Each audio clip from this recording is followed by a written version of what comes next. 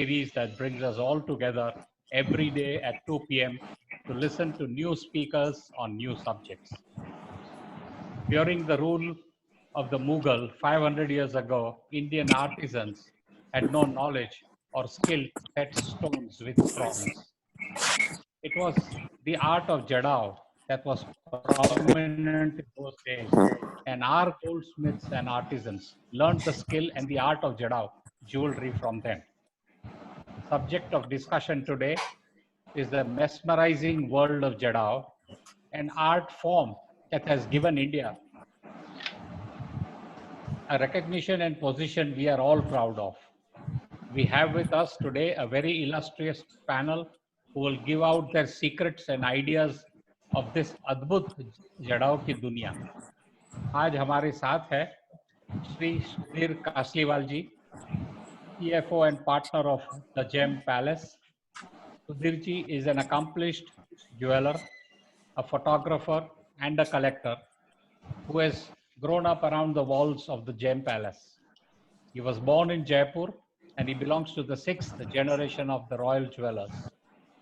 Sudhir ji is the eldest of the three brothers who run the Gem Palace business that goes back to 1852. He began working at the Gem Palace immediately after graduating from university. Besides his vast experience in the field of Jadao jewelry making, he holds the important position of an administrator and a financial controller of the company as well. As for photography, Sudhirji's love for the art form began as a hobby and soon transferred into a consuming passion. Rajasthan's spellbinding life, landscapes, and heritage have been a deep and long-lasting inspiration for him and all his works. The fairs of Rajasthan in the rural parts of Rajasthan and the rich culture and fabric of India are Sudhirji's intimacy of the country and the state. Its people, the heritage, they really give him a very special vantage point on the region and a license to capture its everyday beauty that only a true insider can visualize. Along with him, we also have Shri Chandra Surana ji. Chandra ji is the son of Padma Shri late Shri Prakash Chand ji Surana, a good friend of mine also, a 7th generation jeweler who expanded to Kolkata and Bangalore to start Bhuramal Rajmal Surana Johari as well, while keeping the heritage location to establish the relation among the tradition, craftsmanship, and heritage in the canvas of modernity. Today, Chandra Surana is transforming the royal business from the House of Suranas that is thriving for almost 3 centuries now on the basis of its tradition of continuity of high artisanal skills. Chandraji is fond of classical music. He is an avid horse rider and enjoys polo. We also have on the panel Pratik Shah, a young 3rd generation jeweler of a company whose foundation was laid by late Shri Umraumalji Shah, with offices set up in Jaipur, Mumbai, and New York. His sons and grandsons in a unique family-owned jewelry business work together to continue the unmatched legacy of the brand name Umrao. The Umrao Jewels name has been imaginative force in designing and manufacturing exceptionally handcrafted jewelry in Edwardian, Byzantine, Mughal, Kundan, Meena, Art Deco, Art Nouveau styles, and the uniqueness in blending of the various styles together to make spellbinding, charismatic jewelry. We have with us 2 ladies. The first, Sunitaji Shekhawat. Sunitaji Shekhawat is a brand in her own self, is a heritage fine jewelry brand that creates timeless masterpieces based on the traditional part and art of Meenakari with a fresh and contemporary aesthetic. For over 25 years, academic curiosity and experimentation with hand craftsmanship has influenced the brand's design philosophy and developed its distinctive aesthetic. The brand is noted for its amalgamation of unusual color palettes, interpretations of fresco motifs, architectural shapes from different regions within India. We also have the second lady, Shimul Vyas. Professor Shimul Vyas is a principal designer at the National Institute of Design, Ahmedabad. Currently, she is heading the NID's Knowledge Management Center across campuses in Ahmedabad, Gandhinagar, and Bangalore. Professor Vyas has 25 years of experience in design academics, research, practice, and training. Professionally trained in accessory design from the Fashion Institute of Technology in New York, USA. She has authored 2 books, When Jewelry Speaks, celebrating the tradition of Kundan Meenakari, is wholly dedicated to Kundan Meenakari, and the second book is Jewelry Trend Book, which presents the important macro trends in jewelry of 2018. Professor Vyas is also a steering member of our own GJSCI. Now, friends, I am going to moderate this webinar, but truly speaking, I have no capacity to moderate in front of such a august panel. I will try my best to, if I can just ask a few questions and at best get the best answers from all of them. We have a very interesting subject of discussion. It is something I am very fond of, and every single person in this panel is also extremely fond of. And there are millions and millions of people across the world who are so fond of this particular kind of jewelry. And that is the main reason why everyone wants to own a piece of Jadao. Ashok bhai, thoda English. So my first question will be, what is the history of Jadao and Meenakari? And firstly, what is the combination of Jadao and Meenakari? And I would like to put the first question to Sudhirji, a senior most person on the panel, who has the vast experience. And what is the connection with the Mughal royalty? Sir. We'll speak in Hindi and English because I see a lot of people want Hindi also. Sir, दोनों बोलिए sir. दोनों में बात करेंगे क्योंकि शुद्ध हिंदी और शुद्ध अंग्रेजी बोलना मेरे लिए मुश्किल है. But anyway, देखिए ये जो मीनाकारी है, हमारे जयपुर में कहा जाता है कि सब जवाहरात उद्योग, jewellery trade was brought to Jaipur by Savai Jai Singh, which I don't agree, because Jai Singh came in 1727 जब उन्होंने जयपुर बसाया, और मिर्जा राजा मान सिंह, उस जमाने में सवाई नहीं होते थे, वो राजा मान सिंह अकबर के जो चीफ थे, वो इस आर्ट को जयपुर लेके आए. और ये आर्ट मुगल्स पर्शिया से लेके आए लाहौर, और लाहौर से राजा मान सिंह जयपुर लेके आए. और जयपुर में उनका एक अभी सिटी पैलेस के उसमें आर्काइव्स में रखी होगी, एक 1886 में हेंडले यहाँ ब्रिटिश थे जयपुर में. He wrote a very good book on Jaipur enamels. Jaipur enamel के ऊपर उन्होंने रिसर्च करी, और उसमें भी ये मैं किताब दिखाता हूँ, ये उनकी किताब है, 1886 के कवर है, it's a photograph. Wow. He has illustrated that sword, not sword actually, टेका. क्योंकि अगर सिटी पैलेस में आप देखें महाराजा मान सिंह फर्स्ट के जो भी पोर्ट्रेट्स हैं वो टेके के साथ है. तो ये मुगल एम्परर में टेका लेके ये खड़े रहते होंगे एम्परर के सामने. तो वो जो उनका टेका है वो according to Hendley is one of the finest examples of meenakari of Jaipur.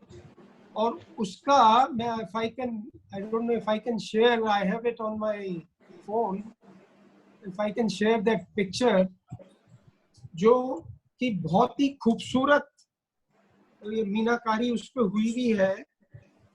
और उससे ये जयपुर में मीनाकारी और कुंदन का काम शुरू हुआ।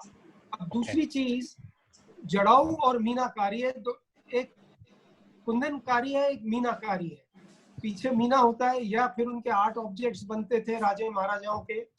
तो हमारे आर्काइव से मुझे मिले, हमारे ग्रेट ग्रैंडफादर के टाइम के पहले के जो पीसेस बने होंगे उस जमाने में, चाहे इत्रदान हो, बॉक्सेस हो, तलवारों के हिल्ट्स हैं, स्कबर्ड्स हैं, हिल्ट्स ऑफ सोर्ड्स, डैगर्स, बॉक्सेस, यहाँ तक कि एनिमल्स जैसे हाथी, हाथी का अंकुश होता था वो भी सोने मीने का बना है, जड़ा हुआ है उसमें। और बहुत से जो लोग नहीं समझते, हमारे कस्टमर्स आते हैं दुकान पे, कहते हैं साहब ये कुंदन है कि असली है।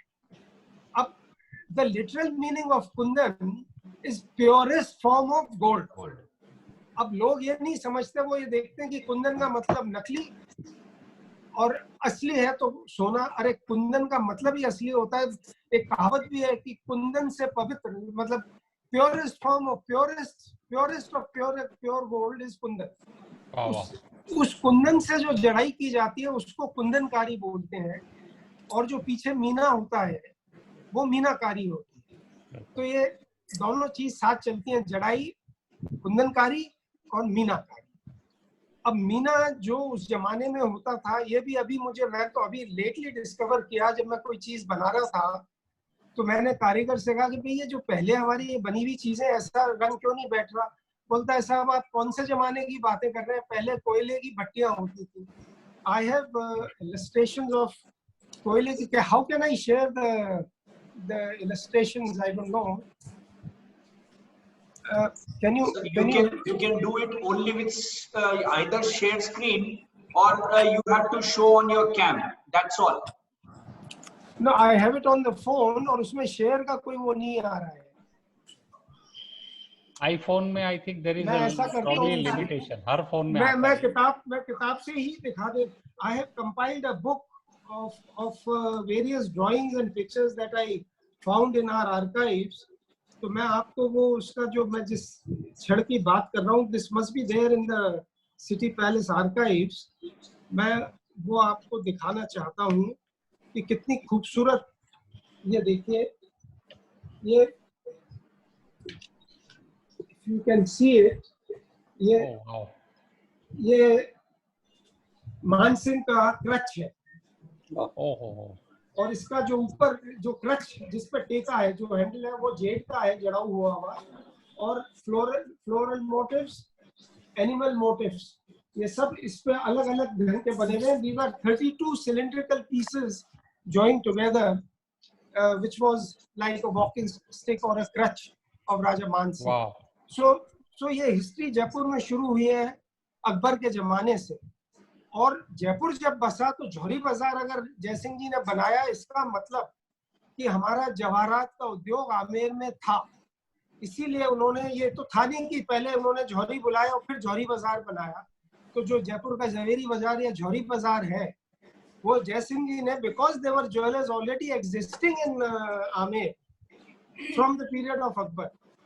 और बहुत सारी ऐसी चीजें हैं उस जमाने की जो विक्टोरिया एंड एल्बर्ट म्यूजियम में भी है, वहाँ लंदन में डिस्प्लेड है। और हैंडले ने इतनी रिसर्च करी कि आज जो काम होता है वो 10 दिन 15 दिन में हम चाहते हैं कारीगर बना के ले आए। हैंडले की किताब में उसने इलस्ट्रेशंस दिए हैं और पूरा डिटेल किया है कि इस पीस को बनाने में कितने साल कारीगर को लगे, या कितने महीने, या कितने दिन। So there are certain pieces which have taken 5 years, 60 months. He has described, he has illustrated those pieces also. So this is a work of patience, which unfortunately now the current karigars neither have it nor have they got the opportunity to learn. क्योंकि जब मेरे से कारीगर ने कहा तो मैंने कहा भट्टी, मैं ये पूछता हूँ कि हमारे इतने लोग जड़ाऊ में डील कर रहे हैं इंडिया में, अगर आप इनसे पूछेंगे कि कितने लोगों ने मीनाकारी होते हुए कारीगर के घर जाके या जड़ाई करते हुए देखा है, तो मैं नहीं समझता 5% से ज्यादा लोग होंगे जिन्होंने मीनाकारी होते हुए देखा होगा या इस प्रोसेस को समझा होगा कि कैसे होता है। तो मैंने ये डॉक्यूमेंट किया था आज से कोई 25 साल पहले मीनाकारी। मैंने विजिटेड वेरियस वर्कर्स मुझे उस समय का पता था कि बड़ी बड़ी भट्टियां हैं, बड़े आइटम के लिए छोटी भट्टियां हैं, कोयले की भट्टी होती थी, और वो दिमाग से उनको अपने एक्सपीरियंस से तजुर्बा होता था कि कितनी देर फर्नेस में डालना है। अब आजकल I am told, I am not seen, मैं रिसेंटली किसी कारीगर के नहीं गया, but they are all using electric furnaces. तो वो कहते हैं कि जो उस जमाने का वो जो चारकोल था, उस पर्टिकुलर कोल जो अब नहीं मिलता, उस कोल की जो हीट होती थी वही चटक लाल जो मशहूर हुआ करता था, मीने में चटक लाल बोलते थे, which was the most difficult colour to attain. वो चटक लाल मीना वो भट्टी की वजह से ही होता था। और ये जो मीना, ये जो हमारा मीना जिसे बोलते हैं, ग्लास टाइप जो होता है, ऑक्साइड्स और उसमें जो मिनरल्स होते हैं, ये लाहौर से ही आया करता था उस जमाने में, और वही मीना हुआ करता था। जो अब आजकल मॉडर्न टेक्निक्स आ गई है, इसलिए ना तो वो कलर हमको वैसे देखने को मिलते हैं, plus gold has to be purer than 22 carat to get the right meena. उसका मीने का कलर ही जब आएगा जब 22 मोर देन 22 कैरेट गोल्ड होगा, 23.5 कैरेट होगा, उतना ही कलर अच्छा बैठेगा, उतना ही भट्टी के वो, और फिर प्लेट से होनी चाहिए जिसमें एनग्रेविंग आप डीपर करें। So anyway, this is not part of history, but history starts from Amer, from Akbar's period. और वो आज भी, और एक the good part is कि चाइना आ जाए, अमेरिका आ जाए, इजराइल आ जाए, मीनाकारी का काम तो हाथ से ही होगा, और ये कोई इसको मशीनों से नहीं कर सकता। तो that way we are in a better position in Jaipur और in India, जहाँ भी होता है, अहमदाबाद, बीकानेर, जोधपुर, सब जगह होने लगा है। But initially it started in Jaipur. In Amer to be exact. Chandra जी, आप क्या ऐड करना चाहेंगे? नहीं, बस जैसे आपने कहा ना कि इसकी हिस्ट्री के बाद में ये रॉयल्टी का इतना फैसिनेशन क्यों रहा जड़ाऊ के ऊपर, हाँ, तो उसका मेन कारण यही था कि लोगों को, आर्टिस्ट्स को थोड़ा सा प्रमोट करने का एक उस वक्त जो टेस्ट और उनका था कि उनको एनकरेज करें, ये एंगल से अच्छे काम करने की उनको प्रेरणा दी जाती थी, उनको उसके लिए एनकरेज किया जाता था। और कोई उनके पास में प्रेशियस बिलोंगिंग उनके पास मिली हो उनको गिफ्ट में, या उनके राज्य में कोई चीज़ ऐसी हो, उसको बनवा सकें उस तरीके से, उस एंगल से उसको कमीशन कराने की उनकी इच्छा रहती थी। और वो चीज़ एकदम फाइन आर्ट की बन के आती थी और जो कॉमन लोगों के पास में नहीं दिखती थी, इसलिए वो रॉयल्टी के लिए बड़ी खास टेस्टफुल चीज़ हो गई, because it was full of art, creativity, and every piece was one of the type to be made, चाहे वो उनके लिए एक आर्ट ऑब्जेक्ट बन रहा हो तो, या कोई एक particular piece of wearable art हो, या बाजूबंद हो, या इस तरह कोई चीज़ जो बनती थी उस जमाने में, वो रॉयल्टी के फैसिनेशन की हुआ करती थी, उनके यूज़ की हुआ करती थी, जो कॉमन लोगों के लिए नहीं थी। और बाद में फिर जो टेस्टफुल लोग हुए उन्हें इसको अडॉप्ट करना चालू रखा, और आज तक जो इस चीज़ को अप्रिशिएट करते हैं वो पहनना पसंद करते हैं और चाहते हैं। ओके, सुनीता जी, आप कुछ इसमें थ्रो सम लाइट ऑन?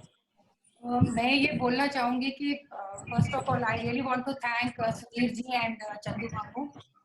आप लोगों की फैमिली ने, आप लोगों की जनरेशन ने जो काम शुरू किया था, उसको ये लोग मीलों चल के आए हैं, हमने कुछ 2-4 कदम उसमें जोड़ने की कोशिश की है। तो हिस्ट्री की बात करें तो मेरे ख्याल से सुधीर जी ने बहुत अच्छा प्रकाश डाला है सारी चीजों पे। रॉयल्टीज के साथ फॉर्चुनेटली मुझे थोड़ा सा नजदीक से काम करने का मौका मिला। तो मैं सबसे पहले तो ये बोलूंगी कि जहाँ मीनाकारी की अगर हम बात करते हैं, तो मीनाकारी ने ज्वेलरी को उठा के एक आर्ट फॉर्म में रख दिया। उससे पहले ज्वेलरी सिर्फ ज्वेलरी थी, it was an object, and because of that art craft वो एक आर्ट फॉर्म में आ गई। मतलब वो उसने उसकी वैल्यू बढ़ा दी। मीनाकारी ने किसी पीस ऑफ ज्वेलरी की कीमत और मूल्य बढ़ा दिया। मुझे कुछ सौभाग्य मिला चंद रॉयल्टीज के साथ ऑफ लेट, अभी रिसेंट लाइक 15-20 इयर्स पहले काम करने का। तो जयपुर की कारीगरी की मैं अशोक जी, मतलब रादर आई एम इंडेप्टेड कि हमें ये मौका मिला है कि इन लोगों के परिवारों ने जो काम शुरू किया, हम उसको थोड़ा थोड़ा आगे बढ़ा रहे हैं। एक बटन थे जोधपुर हिजाइनिस के, मैं मतलब I would rather talking on statistics and figures, I would love to narrate it in a form of story. तो उसमें क्या, क्योंकि फैक्ट एंड फिगर्स तो सबको पता है कि सारे आर्टिकल्स नेट पे आजकल अवेलेबल हैं। तो ये कुछ एक चैलेंजेस थे और सीखने का भी मौका जो हम लोगों को मिला कि जोधपुरी डिजाइनर्स के कोई ललित के चंदू बाबू कोई ललित के बटन्स थे बड़े सुंदर। सो वो एक बटन उनका खो गया था और जब युवराज साहब की शादी हो रही थी उनके सन की, तो उन्होंने कहा कि मुझे ये सेट ऑफ बटन आप बना के दीजिए। And now this is the challenge for you Sunita, whether you will be able to replicate those buttons और not. That I took it as a challenge. And Ashok ji, you will not believe, जब हम उनको deliver कर रहे थे, जब हम वो पार्सल भेज रहे थे, हमें खुद को नहीं समझ में आया कि उन 13 बटन में से वो कौन से 5 बटन है जो हमने बनाए हैं। तो ये क्रेडिट मैं खुद नहीं लेना चाहती। This credit goes to the city. And जहां से हम बात कर रहे हैं, रजवाड़ों से, हिस्टोरियन से, कारीगरों से, जो राजा दो दरबार लोग जिन कारीगरों को लेके आए हैं, मैं तो सिर्फ I am just a drop in this ocean, but I been fortunate कि मुझे इतना मौका मिला है कि मैं इन लोगों के साथ काम कर पा रही हूँ। And I am taking it step by step, we are taking it forward. देखिए लेगेसी तो बहुत अच्छी है, no doubt about it, but क्या होता है आज की जनरेशन को समझाना, और वो थोड़ा सा एक मॉडर्न टच और ट्विस्ट अगर हम नहीं देंगे तो फिर वो पॉसिबल, जो हम जिन पुरानी चीजों की बात कर रहे हैं वो तो हम कर नहीं पा रहे, अब हम आगे व्हाट नेक्स्ट, यू नो। सो मुझे हमेशा ये लगता है कि if I define my journey, I always say that to be continued is a very important phrase, you know। अपन कोई प्ले भी देखते हैं, कोई मूवी भी देखते हैं, उसके बाद जब हम कहते हैं कि it has to be continued, तो हम इसको कंटिन्यू कर रहे हैं। The show must go on. Yeah, yes, the show must go on. Yeah, please. Yes, I think you are all carrying on a legacy which is 500 years old actually. Yes, and yes. I think the biggest credit is to continue to take it in the right way, in the right sense, Exactly. and The try right emotion also, and the passion maximum also. amount of understanding, ideas, knowledge Yeah. of all your experiences that have been collected over the generations. Yes. So I think every single individual, all of you are not that 5, 10, 20 year experience. आपके पास sir 300, 400 साल, 500 साल का experience एक साथ में भरा हुआ है। तो ये तो इसमें तो हमेशा फिर कमल ही खिलेगा और कुछ नहीं खिल सकता इस पर। मैं एक चीज अशोक जी इसमें ऐड करना चाहूंगी कि मैं जब हम लोग काम शुरू कर रहे थे तो मैं सबसे हमेशा कहती हूँ कि एक सुराना परिवार को लोग आज भी सुराना जी, सुधीर बाबू जी, चंदू बाबू जी, ये इज्जत देखिए, आज इंसान कोई पैसा कमा सकता है, ब्रांड बना सकता है, लेकिन ये इज्जत जो जयपुर शहर ने कमाई है वो I think that is our legacy. Absolutely, absolutely. Shimulji, would you like to add something? Yeah, sure. I mean, Sudhir ji and others have narrated the history very beautifully. But historically, I think what I find most fascinating about this technique or the style or the art form of jewelry is that it's a very rare form of jewelry where the front side of the jewelry and the back side of jewelry, they are so beautifully ornamented. And interestingly, the enameling, as you know, the panelists also have said, hugely inspired from Persia. The Mughal emperors, they are known to have invited Persian enamelers, to the courts in India, to the Mughal courts to teach, enameling to our artisans. Kundan is known to be inherently an Indian technique.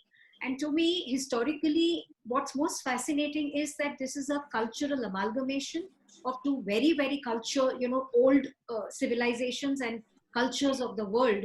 And, the Islamic sensibility fused with our motives coming from Hindu mythology and art and all of that. So to me, I look at it, as a beautiful convergence or, amalgamation of two very, very different cultures of the world.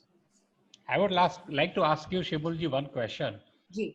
जो south में बनता है जड़ाई का काम और जो राजस्थान में बनता है जड़ाई का काम, उसमें आपको अंतर क्या दिखता है?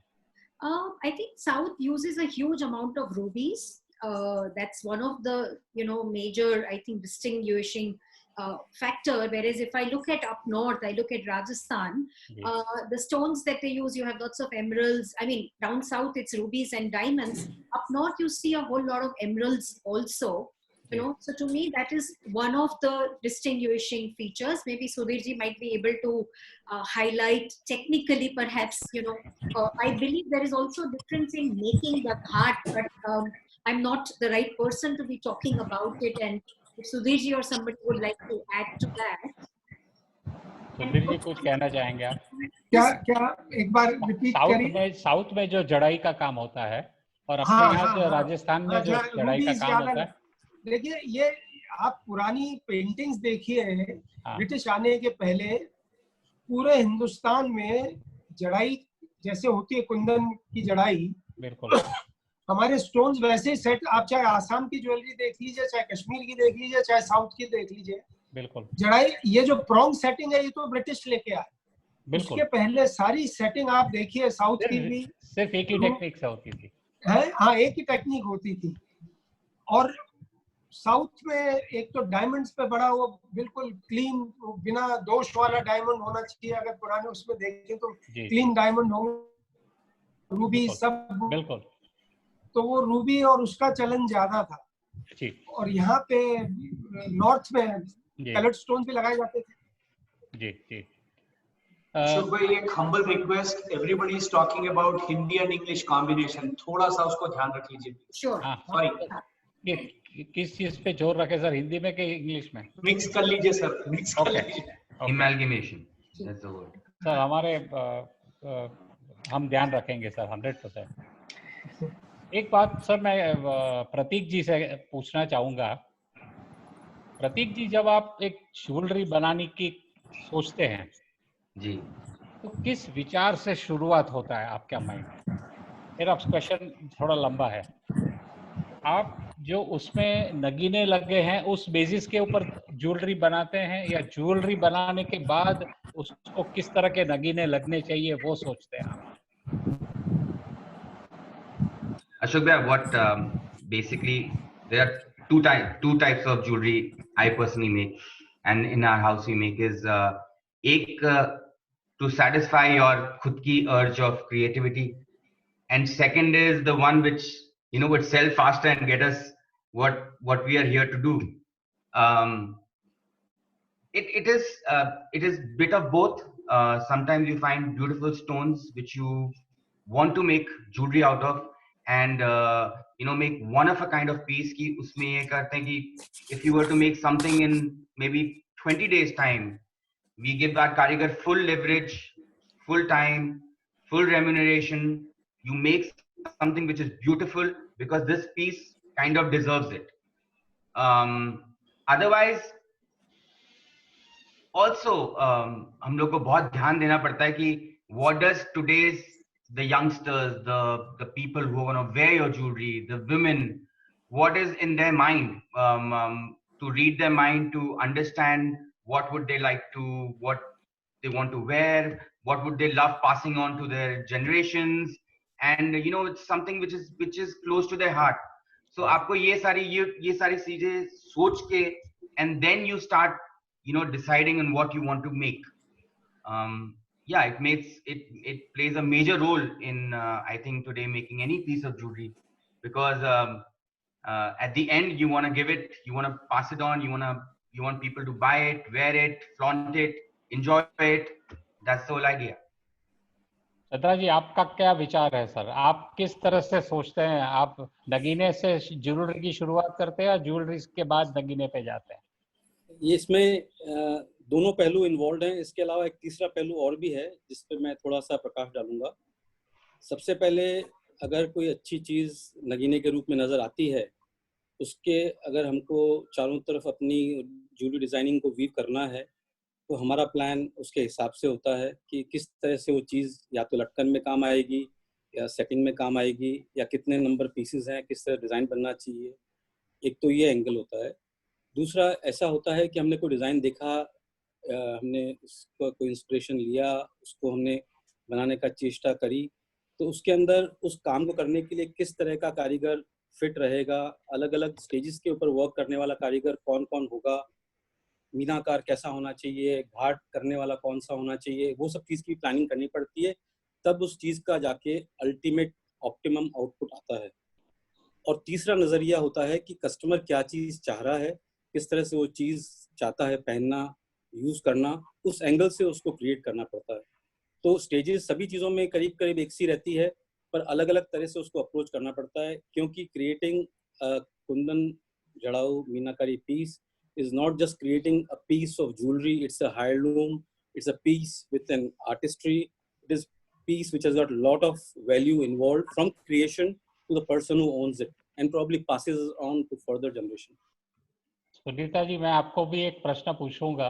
जी।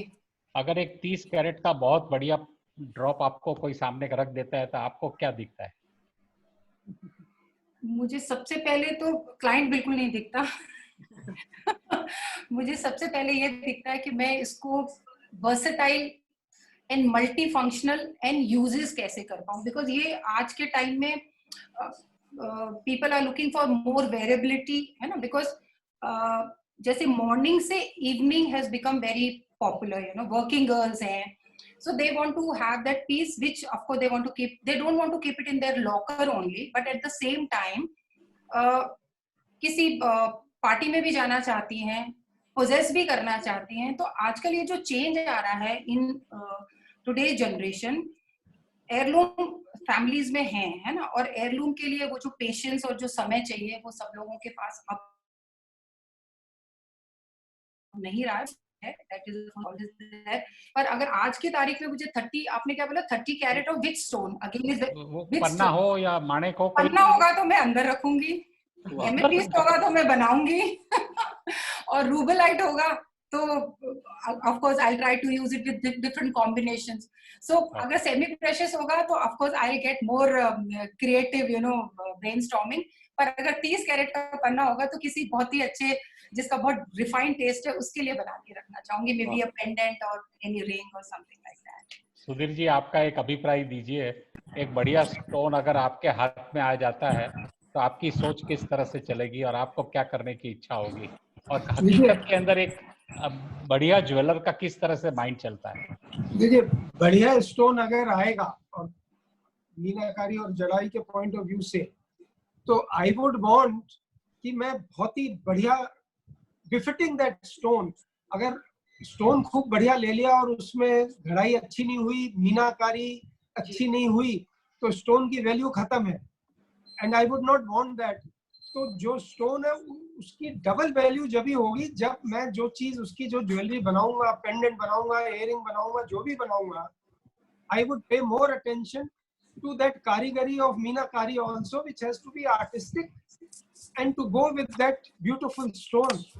नहीं तो स्टोन की वक्त ही नहीं रहेगी अगर वो बढ़िया पेंडेंट बनाया मैंने खाली स्टोन बढ़िया लगा के और पीछे देखा कि उसमें तो मीना ही खराब है या कारीगरी खराब है, आर्टिस्टिक वर्क नहीं है, तो फिर वो चीज ही बेकार है। तो दोनों चीज पे मेहनत होगी, बढ़िया स्टोन और फिर उसमें बढ़िया चीज घड़ाई जाए उस स्टोन के माफिक। सुधीर जी, एक और प्रश्न है आपके लिए, एक और प्रश्न है। आपने बहुत परफेक्ट जवाब दिया है सर।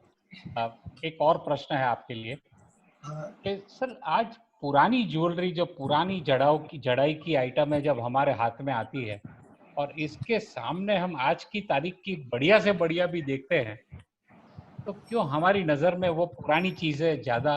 देखिए, मैंने जैसे शुरू में कहा था, दो कारण है। एक तो जो पहले काम होता था, जैसा मैंने आपको बताया कि उस किताब में जैसे उसने लिखा है किसी को 4 साल पीस को लगे, किसी को 5 साल, तो एक तो पेशेंस से काम होता था, और मीना जब करते थे कई दफा होता था जल जाता था भट्टी में जब डालते, फिर दोबारा से कारीगर मेहनत करता था। आज जो कारीगर है वो तो उसी में चेपा चापी करके उसी को इम्प्रूव करेगा। दूसरी चीज, जैसा मैंने सुना कि पहले जो हम इसमें एक सिल्वर फॉइल लगाते हैं जिसे डांक बोलते हैं, क्योंकि नगीने पलचे होते हैं उसके लश्कर के लिए हम लोग डांक लगाते हैं चपड़ी के ऊपर। अब डांक जो पहले, मेरे पास आज भी चीजें हैं 150 साल पुरानी जिनके हीरे की डांक वैसी की वैसी ग्लिटर करती है जैसे आज हुई हो, और जो आज बनाई हुई 10 दिन 1 महीना पहले 2 महीने पहले की चीजें काली दिखने लगी और हीरा बहुत अच्छा है। तो वो कहते हैं कि डांक में कुछ परसेंटेज सोना मिलाते थे तो डांक टार्निश नहीं होती, and that is the reason why पुरानी जड़ाई का जो लस्टर है वो अभी भी अट्रैक्ट करता है, क्योंकि उसकी एक तो डाक बढ़िया बनी हुई होती है, प्लस जो उसकी कुंदन की जड़ाई है, जो ये भी कारीगरी पे डिपेंड करता है। जो एक्सपीरियंस्ड है वो दे कैन सी कि कितनी बारीकी से उसने कुंदन की छिलाई करी और किस ढंग से नगीने को उभारा है। अभी जो जड़ाई करते हैं वो ऐसा उसको नगीने के चारों तरफ थोप देते हैं इन अ वे कुंदन को, फिर उसमें मेहनत होती है उसकी छिलाई करने में, तो नगीना दब जाता है। तो पुरानी चीजें अगर आप कंपेयर करेंगे और उसकी जड़ाई देखिए, बिल्कुल बाल की तरह तार होगा कुंदन का, और मजबूत होगा, वाटर प्रूफ होगा, ह्यूमिडिटी प्रूफ। आजकल जो है वो इसीलिए काले होते हैं, जड़ाऊ बहुत हमारे शोरूम में रखे रखे चीजें काली हो जाती हैं, फिर उसका और कोई इलाज नहीं है ठीक करने का सिवाय इसके कि आप वापस नगीने उखाड़े और वापस जड़ाई कर रहे हैं। एंड इन मीनाकारी के इसमें 50% I would say sometimes 60% cost is labor owned. Intrinsic value तो गोल्ड की और स्टोन्स की से ज्यादा 60% लेबर इसमें होती है। बिल्कुल सर। तो मीनाकारी के बारे में थोड़ा मैं बताऊंगा सर। मुझे याद है मेरे ग्रैंडफादर मुझे कहते थे कि काफी लोग उनको दिखाने आते थे ज्वेलरी। सर ये मीनाकारी मैंने की है, मैं सन 70 के करीब की बात करता हूँ। ये सर ये क्यों इसमें लस्टर और कलर ठीक नहीं आ रहा है मेरे को। तो उसने बोला तू तेरे पास समय ही नहीं है क्या, और क्यों हाई टेम्परेचर ले जाता है, उसको लो टेम्परेचर रख और उसको समय ज्यादा दे और उसको पकने दे। आपने मीना पकने ही नहीं दिया है तो उसमें जान कहाँ से आएगी। तो मीना जो है बाजार से घटिया मत मंगा, कंपनी से डायरेक्ट मंगा जर्मनी से। तो यहाँ का मीना ठीक नहीं बनता है अभी। तो उस जमाने में वो सारा जर्मनी नहीं, ये तो बहुत जरूरी है। उन लोगों को एक्सपीरियंस था, आप कितना हीट देनी है, कितना फर्नेस में कितनी देर कोयले की फर्नेस में रखना है, बिल्कुल, और कब उसको निकालना है, और फिर कौन सा रंग ज्यादा हीट खाता है, कौन सा कम। जैसे लाल ज्यादा खाता है तो फिर उसी हिसाब से रंग भरे जाते हैं पहले, क्योंकि वो बार बार उसमें जाएगा भट्टी में। और सुधीर जी थिकनेस भी है ना, जो अपने शीट की जो थिकनेस होती है वो भी मैटर करती है ना, कि अगर आप लाल रंग कर रहे हैं या हरा रंग कर रहे हैं। वो तो मैंने कही, जब तक चिट प्लेट नहीं होगी और प्रॉपर एनग्रेविंग, डीप एनग्रेविंग नहीं होगी, तो अभी तो जो मीना ऊपर भरा और कच्चा, in a way it is kind of kachcha meena जिसे बोलते हैं। और फाइल भी नहीं हो रहा है, फाइलिंग भी कोई नहीं कर रहा है मीने को, वैसे ही छोड़ दे रहे हैं मीने को। हाँ, उसमें मेहनत है। फिर उसकी क्या बोलते थे उसको, एगेट स्टोन से उसकी जो फर्बिशिंग या पॉलिशिंग करते थे हकीक के पत्थर से, वो भी एक कला होती है कि उसको कितना रब कर करके उन्होंने उसको। आज तो क्या है, कलकत्ता का जो कल्चर है वो मीने को फायर से हीट करते हैं, फायर देते हैं, पूरा आग लगाते हैं, एक प्राइमस से फायर निकलता है।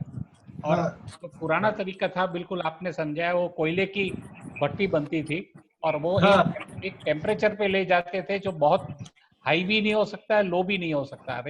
एक सेट टेम्परेचर के ऊपर उसको लंबा समय रखना पड़ता है, तब जाके वो पकता है सही। और जरा सी गल जाता है तो वो लाल कलर जो है वो मरून हो जाता है, तो उसको संभालना पड़ता है। अशोक जी, ये भट्टी में कारीगर कर रहा है, ये बड़ा मशहूर मीनाकार था जयपुर का, Deendayal. Can you see it? Yes yes. ये भट्टी, इसके अलग अलग साइज की भट्टियां हैं जी। ये नेशनल अवार्ड विनर था ये दीनदयाल मीनाकार। पुरानी टेक्निक की भट्टियां हैं। हाँ, और आजकल एनग्रेविंग करने वाला कारीगर अलग हो गया है, मीने का रंग भरने वाला अलग हो गया है, और फिर उसको भट्टी में या फर्नेस में करने वाला अलग हो गया है। पहले जो ओरिजिनली, जैसे हैंडले ने भी बताया जी, कि every item was a unique item.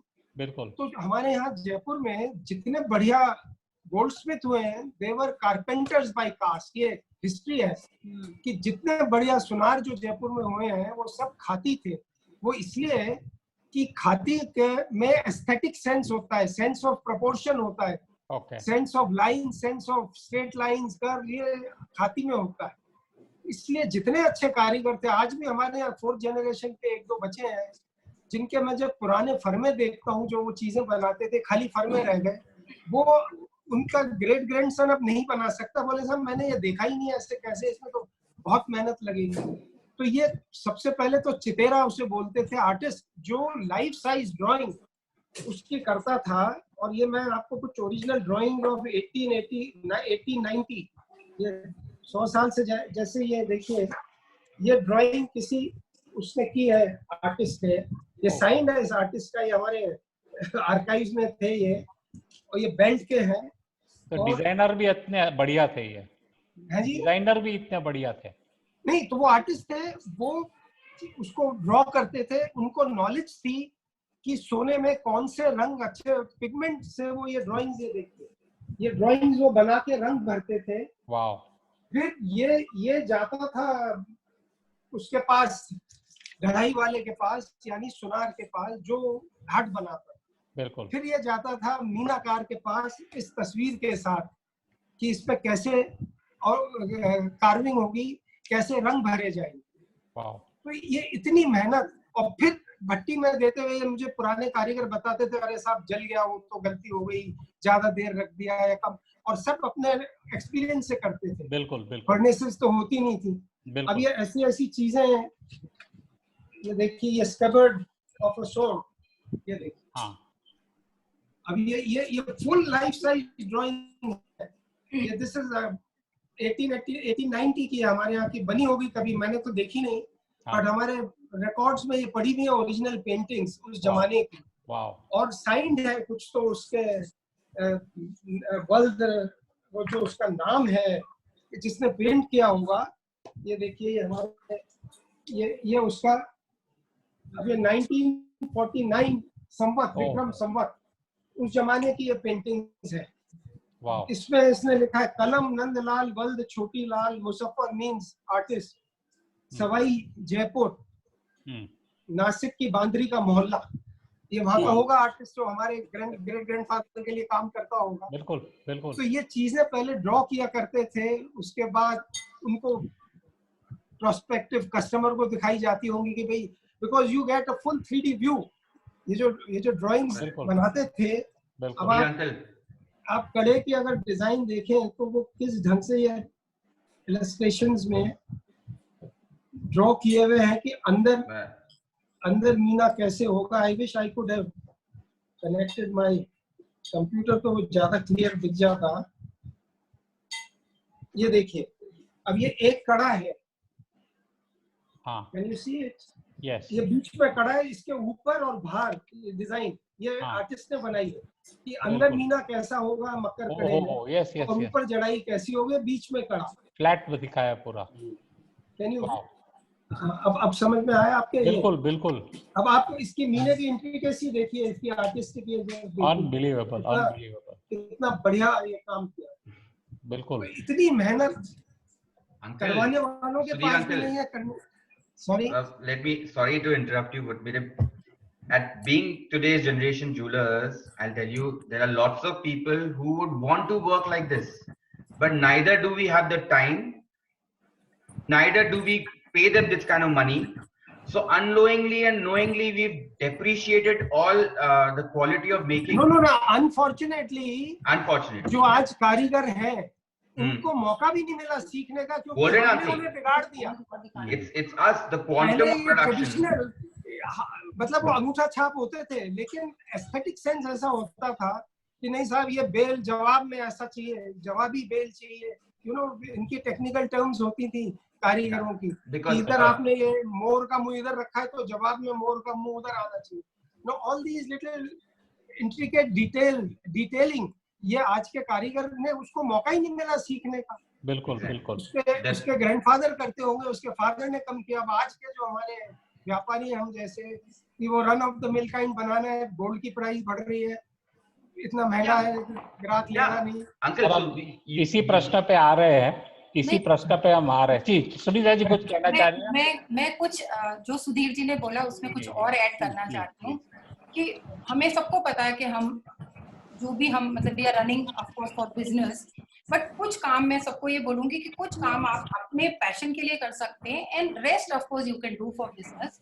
और जो सुधीर जी कह रहे हैं उसी चैलेंज को हमने, जैसा आप कह रहे हैं कि भट्टी, ये चैलेंज हमने सुधीर जी लिया था। मैं आपको एक चीज दिखाना चाह रही हूँ, ये मीनाकारी का पैनल है एंड सी द साइज।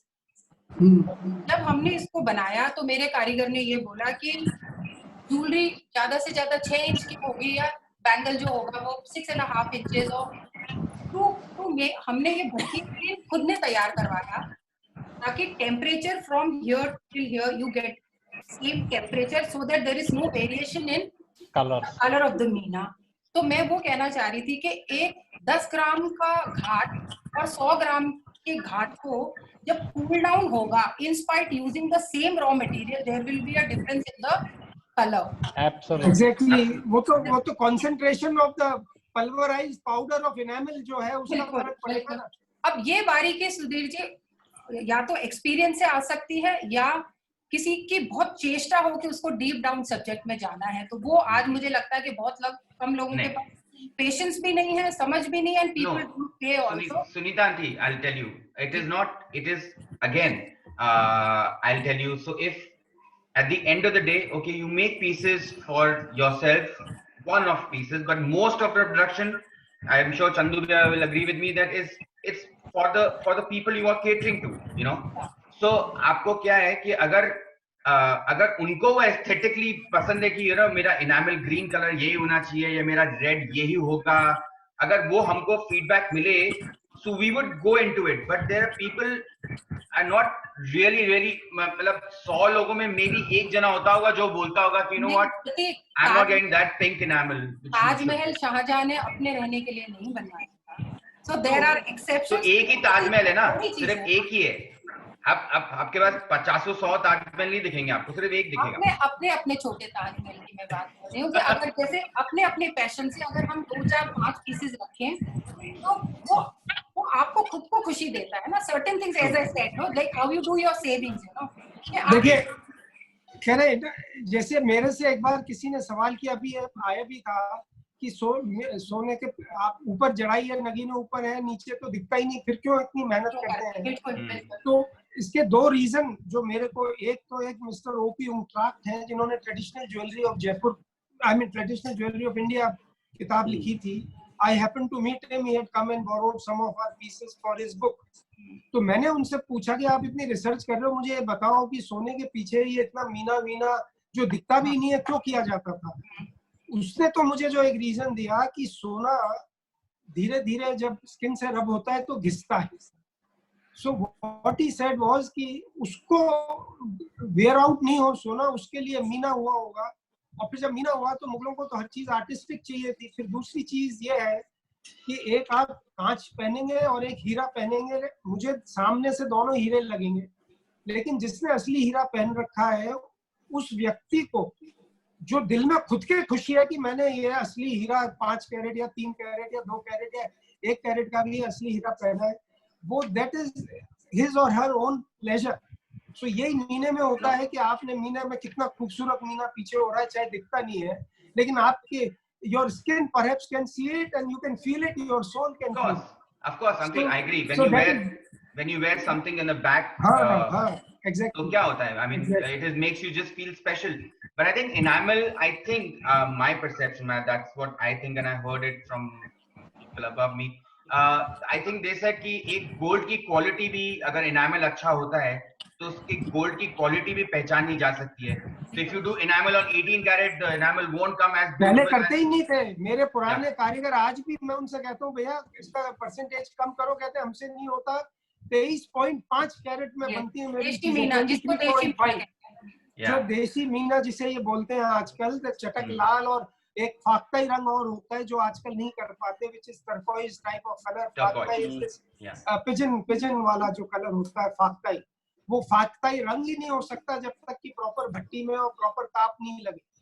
तो ये ऐसे कई पुराने लाल, चटक लाल, सफेद चलवा, फाख्ताई, ये अब पॉसिबल ही नहीं है जब तक आप बनवाने वाले को अकल हो और बनाने वाला समझे और मेहनत करे और कोशिश करे कि हो सके। हमारी जयपुर की टीम कितनी पैशनेट है about this art and craft. No wonder Jaipur is known for meenakari. आप लोगों ने ये लेगेसी को चलाए रखा है। प्रतीक जी, मुझे एक बताइए, आज नई जो जड़ाऊ की ज्वेलरी बन रही है उसमें आप क्या चेंज देख रहे हैं? और आप जो पुरानी स्टाइल का काम भी आप समझने लगे और आपको पता ही है क्या होता था, इसके कंपैरेटिव अगर आप एक स्टडी या एनालिसिस करें तो what change are you seeing in today's new kind of jewellery which is being made? देखिए, आई थिंक अशोक भैया, the biggest at heart, any Jadao jewelry is somehow or somewhere inspired from the past. I think the core of Jadao jewelry is the Mughal era, or maybe the era bygone. That is it. Now, today's times, I think designs, likings, people's wants, they keep changing. Latest, अभी जो अगर हम लोग देखें कि how Jadhav is transformed, is I think we've gone into, like Sudhir uncle would say, 23 karat gold was minimum they used to use. 22 karat was the minimum they used to use. Nowadays, the prachalan, or the way people are doing is minimum 18 karat gold, because again, at the end of the day, they want feasibility. They want that it should be low price, yet it should be opulent. Design element, I would say, it keeps going and coming back, because likings, according to I think the trendsetters which are there all over the world, including India, abroad, internationally, उनके हिसाब से trend change होते रहता है. Nowadays, I believe people are more into, they would want, something subtle, something simpler, can be worn in an evening, or it shouldn't be there stuck in the locker. They can wear it. Their daughters should love wearing it. Basically, it's more about wearing your jewelry and enjoying it, rather than just keeping it and thinking that we made a great savings, we're going to pass it on to our generation. That's secondary. First is they want to enjoy their life. They want to enjoy at the moment what they've bought, and so it basically revolves around that whole aspect of wearability, feasibility, and at the end of the day, which is classic and can be passed on as well. इसमें अभी काफी वही changes आ रहे हैं, जो changes आते हैं according to the mindset of people. So that's what I think the trend is. Chandra जी, आप क्या कहना चाह रहे हैं? नहीं, इसके बारे में मैं यही कहना चाहूँगा कि कस्टमर की ज़रूरत अपनी जगह है, जिसको हमको एड्रेस करनी है, और हम ही हैं जो उनको अच्छे चीज़ के लेने के लिए गाइड करेंगे, इंस्पायर करेंगे, और कैसे अच्छा काम महत्वपूर्ण है, कैसे उनके लिए होना उसका आवश्यक है, और कारीगर से कैसे अच्छा काम लेना है, उसका हम एक तरह का ब्रिज हैं. We should not try to just give it up to all commercial aspects of things कि लोग आ रहे हैं, जिस तरह की चीज़ मांग रहे हैं, उस एस्टिमेट में उसको करने की ज़रूरत है. उनको गाइड करने की ज़रूरत है कि अच्छी चीज़ होने का क्या महत्व है. भले ही हम वो चीज़ उनको बना के दें, वो उनके मल्टी यूटिलिटी की हो, ज़्यादा काम में आने की हो, ज़्यादा वेरिएबल एस्पेक्ट की हो, उस चीज़ को देखें. और उसी तरीके से कारीगर लोगों को भी हमको उतना लेवरेज देना चाहिए कि वो अच्छा काम कर सकें. ये मैं आपको एग्जांपल दे रहा हूँ. जब मैं बैठता था अपने फादर के पास, कोई चीज़ जब बन के आती थी तो पहले फ्रेम के रूप में आती थी, वो उसकी कोई कमी होती थी तो उसको पॉइंट आउट करते थे. फिर मीनाकार के बाद में, मीना होने के बाद में आती थी तो मीना देख के बताते थे, भाई यहाँ पर रंग गहरा हो गया, इसको ठीक करो, इसके अंदर खुदाई ठीक नहीं है, खड्डे हो गए, इसको ठीक करिए. और उसके सब ठीक होने के बाद फिर जड़ाई के बाद में जो कमी या कुछ रहता था, नगीनों पे ठीक से कुंदन नहीं आता था, उसको ठीक करवाते थे. उसी तरीके से हमको मैन्युफैक्चरिंग एंड पे भी उसको देखना पड़ेगा, और उसी तरीके से हम कस्टमर को पास ऑन करें तो उनकी इंपॉर्टेंस को बताना पड़ेगा, जिससे कि वो उसके प्रति इंस्पायर्ड रहें. और ये एक तरह का इन्फॉर्मेशन है, एक तरह की शेयरिंग है. कोई प्रोडक्ट के बारे में जब अच्छाई होती है, बताते हैं, तो कस्टमर भी उसको समझते हैं, एब्जॉर्व करते हैं. अदरवाइज जो उनको मिल रहा है वो उसी को अच्छा समझते हैं. There is we need to communicate to them better about the better things and what is not good about. आप अगर नए मैन्युफैक्चरर्स जो बना रहे हैं उनको क्या सलाह देंगे? देखिए, व्यापार के लिए सब अपनी अपनी समझ से काम करते हैं. सलाह खास यही देने की है कि अपने स्टैंडर्ड्स को मेंटेन रखिए, और अपने कारीगरों को अच्छा काम करने के लिए पे करिए.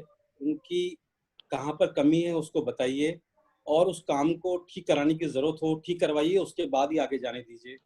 और कस्टमर्स को, because I'm probably the one who's manufacturing and selling together, and I know what other people are doing also, so I can definitely say कि कस्टमर को अगर आप एजुकेट करेंगे तो वो कुछ हद तक हो सकता है अपने एस्टिमेट को बढ़ाए, या कुछ हद तक अच्छी चीज़ लेने के लिए अपने माइंडसेट को चेंज करेंगे. भाई ठीक है, इतना भारी भरकम दिखने वाला नहीं होगा, थोड़ा हल्का ले लेंगे.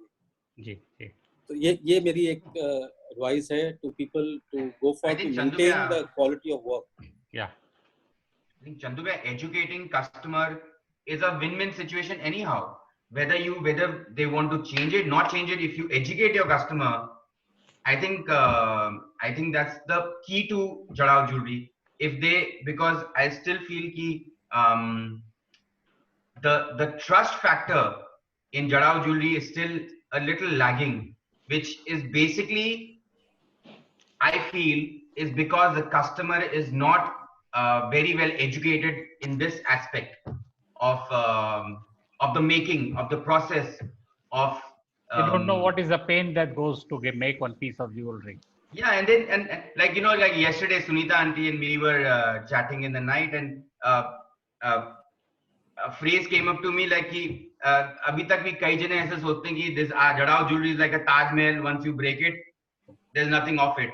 As long as the Taj Mahal is standing, it's fine. But जैसे ही उसको तोड़ा, खत्म. So that came naturally to me last time when I spoke to Sunita auntie. But yeah, I think education is the key, where we need to let people know that it is an art where, if nothing, it is not that something which you value like you value like a diamond or a ruby. It is something which is an art form, and which we need to it's combination really of everything. Yeah, the we need to metal value, the stone value, the art value, the perception value, and the possession value. ये सब चीज़ का combination है. Yeah. There's not only one element here. अब तो सभी लोग, I think every retailer is providing detail on the tag price. No, so let's come back from the art and craft to like today's world. No, exactly. It has a component. Every component is there. Yeah, so everybody is providing. Yeah, even a detail of thread is mentioned on the tag. So this Yeah, is but business. Yeah. मैं एक प्रश्न पूछना चाह रहा हूँ शिमुल जी. जी designing element जो है, जी एक एलिमेंट, एक एस्पेक्ट है हेरिटेज का, एक एस्पेक्ट है of today's thought process. sure. How do you actually blend these two together to make something which is very unique? Yeah, I think it's a very good question you are asking, and even going back to your earlier question in terms of what today's young consumers are actually demanding when we talk of traditional art form of Kundan Meenakari and all of that. I think we need to understand that today's young generation, and if we are talking of the millennials or the young potential buyers of jewelry of India, what's interesting is that at heart they are still very, very traditional. So, any wedding in the family or whatever, they still would want to, buy and own a piece of Jarao jewelry. But at the same time, I think the concurrent thing is that they are also extremely global. So these are the traditionally rooted yet globally inclined citizens of the world who have a huge amount of social media presence. Yeah. So I think they do look at, maybe the technique could be very traditional, but the rendition, the visual aesthetics of the product is something where they do expect certain degree of newness, certain degree of contemporariness. Lovely that in traditional work from Jaipur you still see the rubies and emeralds and diamonds and all. But today I think we want jewelry to go with coordinate with the kind of clothes they are going to wear. Some of the panelists have said earlier, they even want it to be an extension of who they are and their persona and their lifestyle. So these are some of the things that the young customers of jewelry are going to be looking for more and more. And yeah, I think it's a very judicious blend you need to create, where the technique is very, very traditional, but your visual design could be more contemporary. Or instead of making Jarao jewelry so heavy, looking at today's lifestyle, you have so many working women and all of that, you need to make much nicer smaller pieces. You need to make pieces which can easily blend with different kinds of clothes and so on. So one will have to approach maybe the design of the pieces in a more contemporary way. And when it comes to the craftsmanship and all, going back to Sudhirji and what we were discussing, I think this art form has become very, very commercial. And I would just take a minute to add that when I was doing research for the Jarao book in 2010, a very interesting fact that I came across, and this is slightly away from the point, but I think it would be of interest to everyone. It is believed in India, जो हमारे कारीगर लोग होते हैं, they are the descendants of Lord Vishwakarma. So traditionally, our karigars always believe that whatever creativity they have, whatever beautiful pieces they are creating, it is guided by divine hand. It is a super, some power above there that's guiding their creativity and craftsmanship, because of which they always looked at creating that piece through the lens of devotion. Today, I think in a competitive world, and everything is driven by the economic constraints and commerce and so on. So I think from devotion, when the economic aspect of something overrides, then I think and the patience and other things that Sudhirji spoke about, a piece taking 5 years. Today, who has the patience? Neither the karigar nor the customers would want to wait for so long. So I think the aspect of patience, the aspect of pride, is something that is what we really need to revisit and see how some of these elements could be brought back. So true, so true. Ji, Sudhir ji. One Well thing, said. Ashok ji, Very well said. one thing I would like to add is roles भी बदल गए हैं, Shimul. The same lady, वो same he lady, when she goes for a wedding, she wants to wear a heritage piece. Sure. The same person when she goes for a work, she would want to wear. तो मैं कहती हूँ कि person is same, profession and lifestyle इतनी change हो गई है कि एक ही इंसान को बहुत तरह की ज्वेलरी चाहिए. So there is scope for everything. When a brides get married, she wants to wear the best heirloom piece, maybe handed over to her from her grandparents, or maybe Gem Palace, Surana ji या सुनीता जी या प्रतीक से किसी से भी बनवा लेते हैं वो लोग. रोल बदल गए हैं, लोगों के रोल बहुत. अभी देखिए, मैं I think when I go for a formal occasion I always wear a sari, but today I am sitting in my office wearing a salwar kameez, so I will need a small pair of earring. तो role बहुत बदल रहे हैं, उसके हिसाब से जो changes आ रहे हैं, which we all have to accept. Ashmita aunty, इसमें एक चीज और है कि I'll tell you now, the generation now again there is a gap in generation in jewelry also. Yes, So mother would want something and the daughter would completely disagree that mom, I'm not going to wear it in my wedding. So to strike that balance, to strike that balance, uncle, चीज बड़ी हो या छोटी हो, it has खूबसूरत to have an aesthetic appeal, number one. absolutely, yeah. And number two, what I was taught by my father, उन्होंने बड़ा अच्छा एग्जांपल देके मुझे बताया था जब ये ज्वेलरी डिजाइन करते बनवाते थे.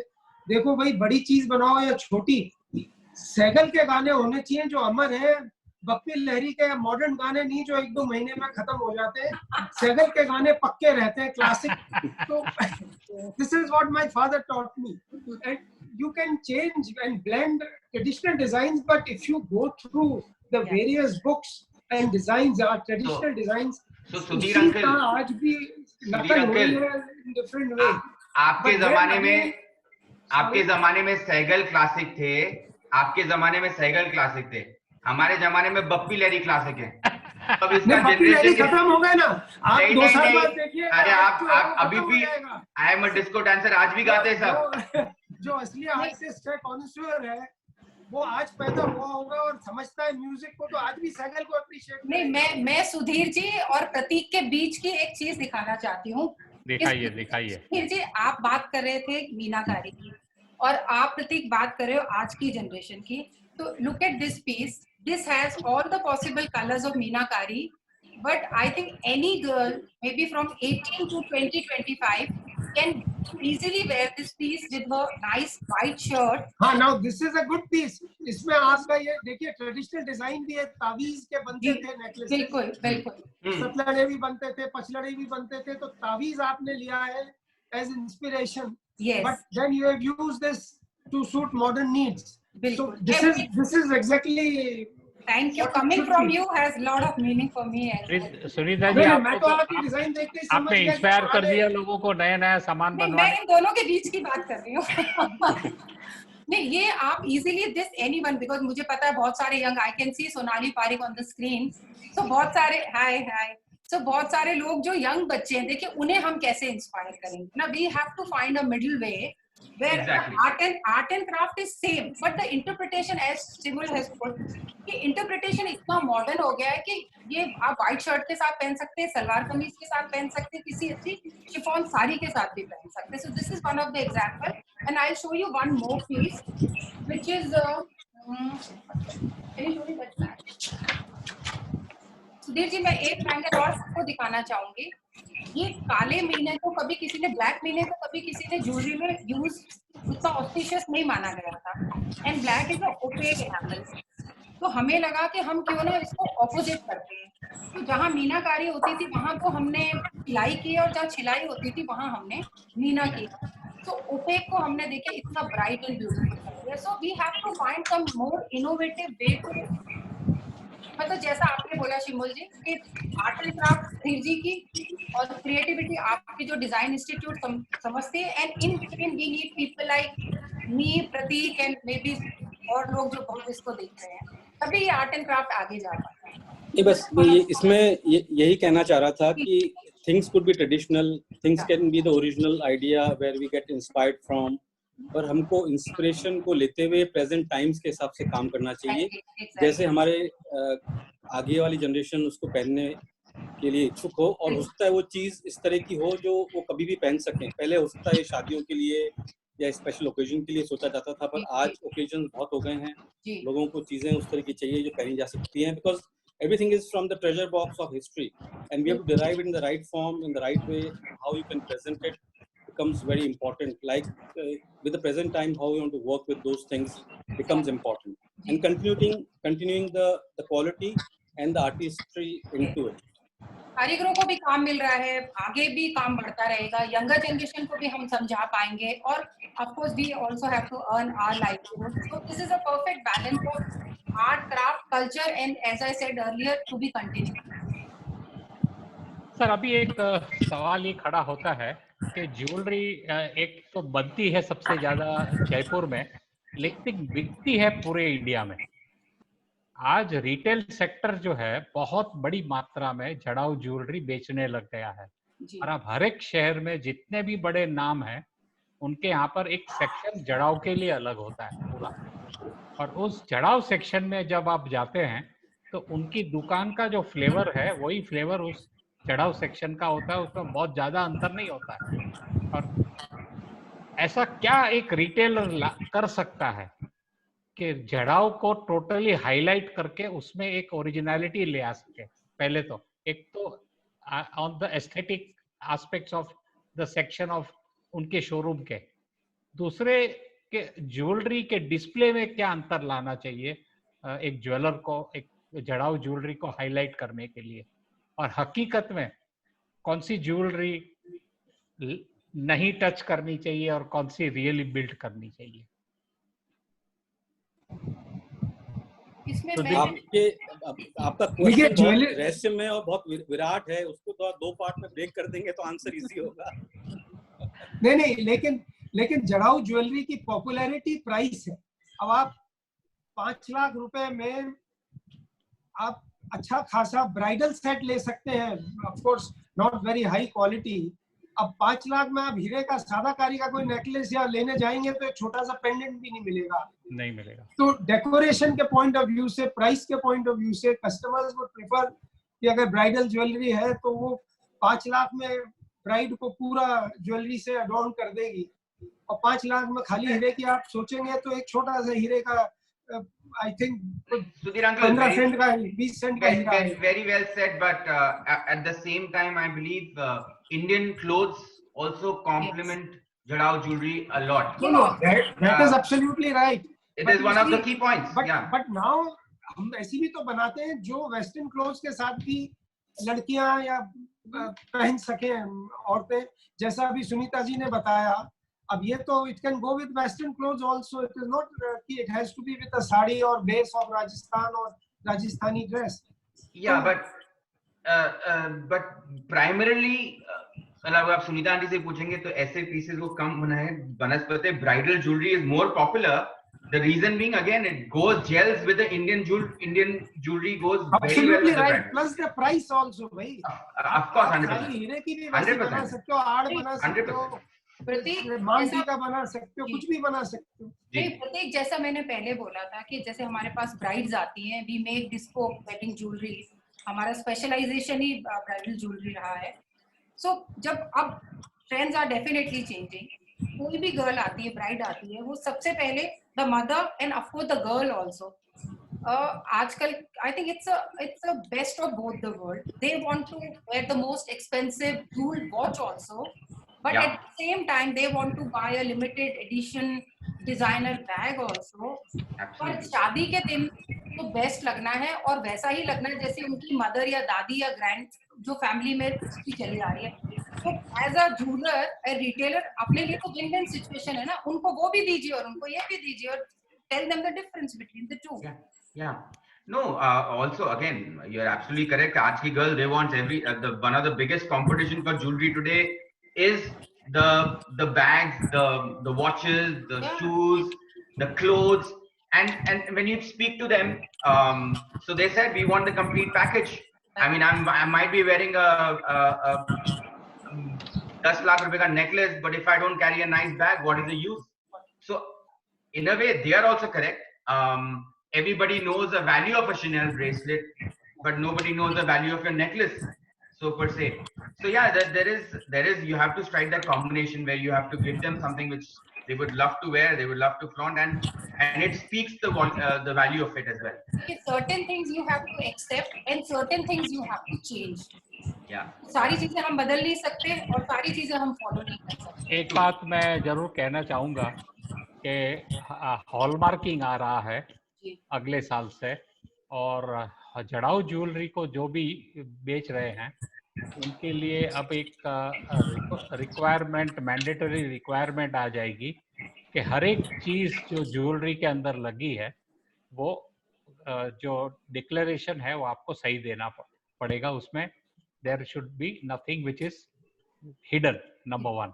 सो if at all there is a content of gold, purity of gold of course has to be based according to your declaration. At the present 22 is allowed on the highest purity, so 22 it has to be minimum. अगर आप 23.5 का भी बना के 22 का stamp मारा सकते हैं, लेकिन 23.5 का स्टैंप आपको नहीं मिल सकता है। सेकेंडली जो उसमें नगीने लगे हैं वो भी नगीने का वेट्स जो है आपको परफेक्ट देना पड़ेगा। अगर लाख या सुरमा लगा है तो उसका वेट भी आपको उसके हिसाब से मेंशन करना पड़ेगा उसमें। And the hallmarking act requires you to do that.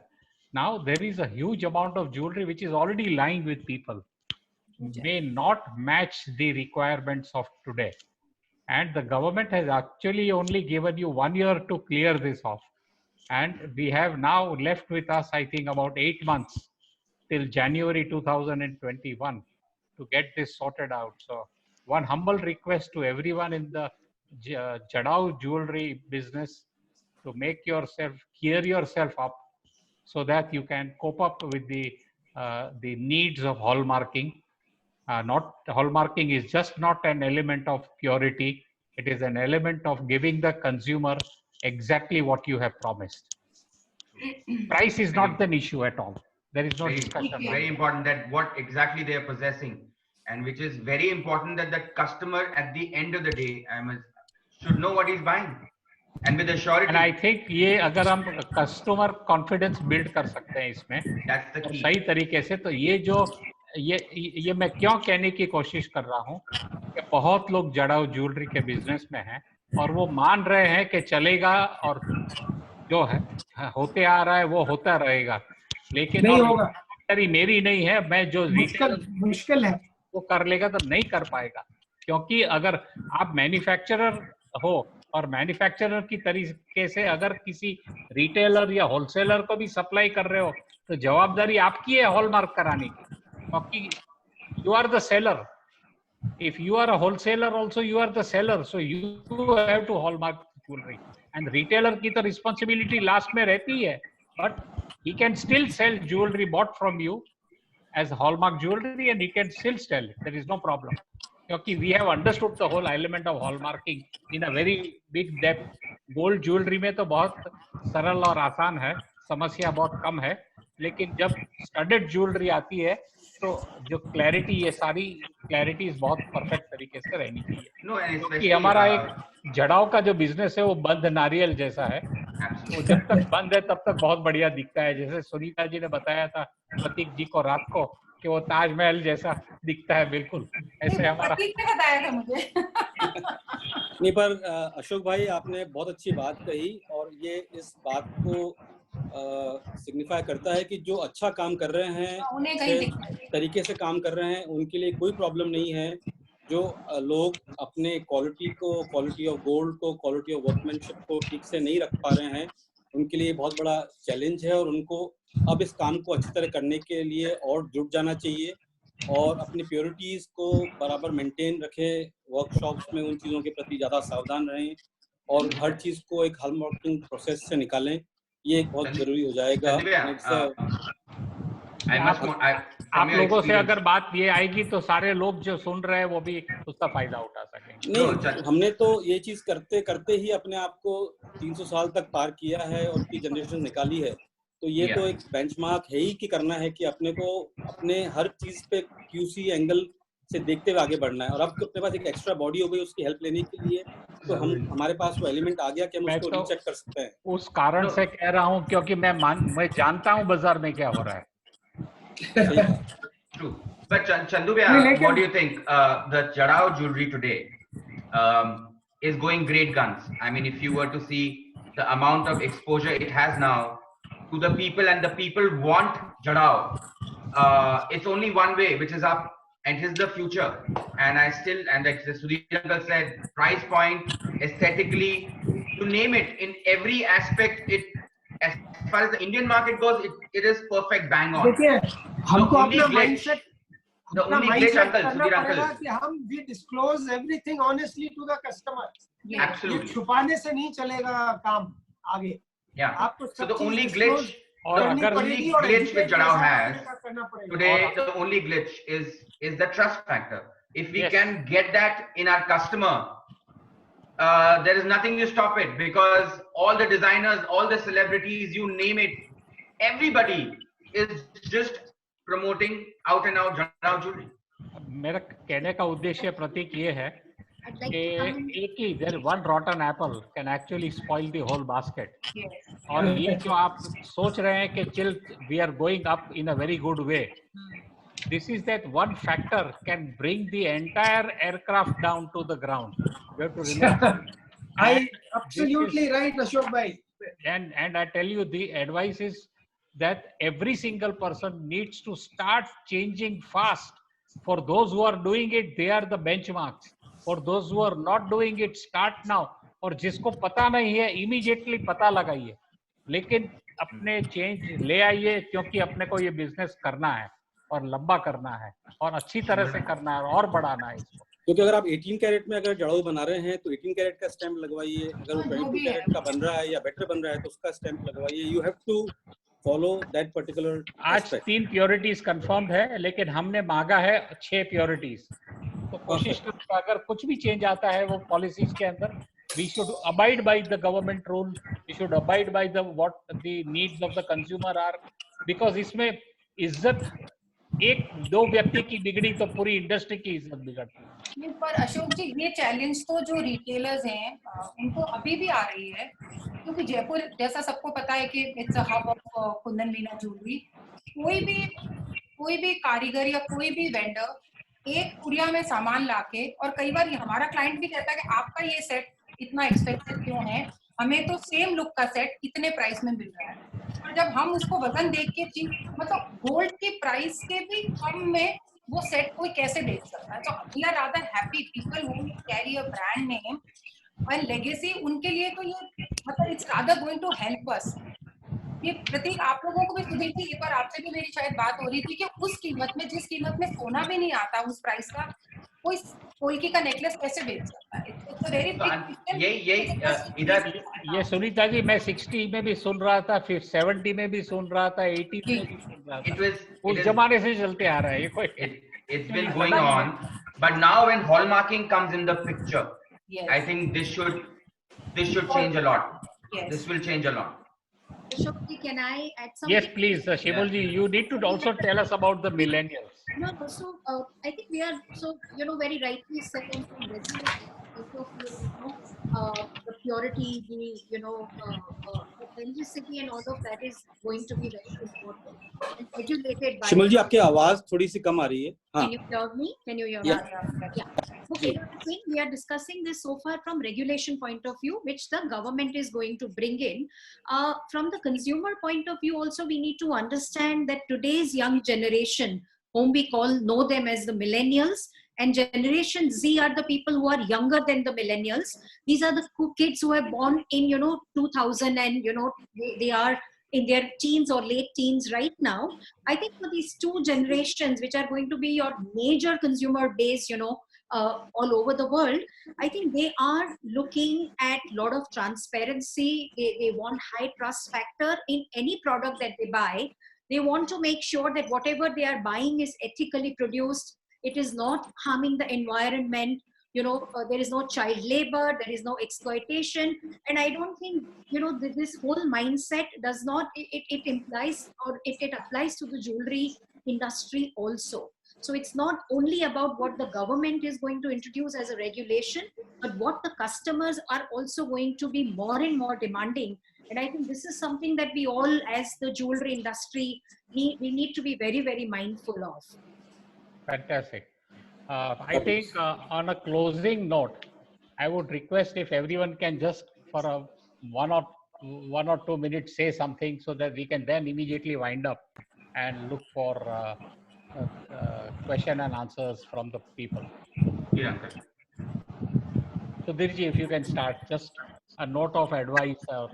देखिए, आज बातों से ये तो निकला कि business ethics is an important part, and we should be honest with the customer and also educate him. ये जो अभी सुनीता जी ने बात की कि वो वैसी की वैसी डिजाइन सस्ती है और आपकी महंगी है, तो customer should be properly educated कि क्यों एक चीज महंगी और क्यों सस्ती है. तो आई फील कि एक तो अपने को बिजनेस एथिक्स फॉलो करने चाहिए. You have to be sincere and honest with the customer. अब नहीं चलेगा, क्या बोलते हैं वो, नमक में आटा नहीं चलेगा. चंद्रा जी, आप क्या कहना चाह रहे हैं? नहीं, इसमें एक ही चीज सामने निकल के आ रही है कि क्वालिटी का काम करने वालों के लिए कभी चैलेंज नहीं है, और आप कोई मिड पाथ निकाल के काम करना चाहेंगे तो आपकी गाड़ी हर वक्त डगमगाती रहेगी.